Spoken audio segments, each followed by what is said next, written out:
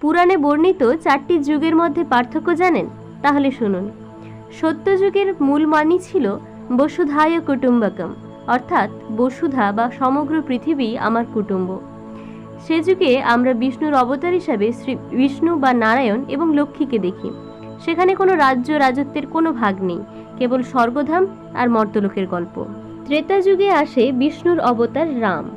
রামায়ণ রচনা হয়। সেখানে অযোধ্যা নগরীর সঙ্গে শ্রীলঙ্কার যুদ্ধ। সেখানে রাজ্যই আমার পরিবার। দাপর যুগে শ্রী বিষ্ণু অবতার নেন কৃষ্ণরূপে। মহাভারত রচনা হয়। পরিবারের সঙ্গে পরিবারের লড়াই, কুরুর সঙ্গে পাণ্ডবদের। সেখানে পরিবারই আমার পরিবার। এবং তারপরে আসে কলিযুগ, যেখানে আমি স্বয়ংই আমার পরিবার। সেখানে মানুষ নিজে ছাড়া কাউকেই নিজের কুটুম্ব বলে মানতে পারে না। আর এটাই চরম বাস্তবতা কলিযুগের। অর্থাৎ মানুষ ধীরে ধীরে তার পৃথিবীকে কুঞ্চিত করে আনছে।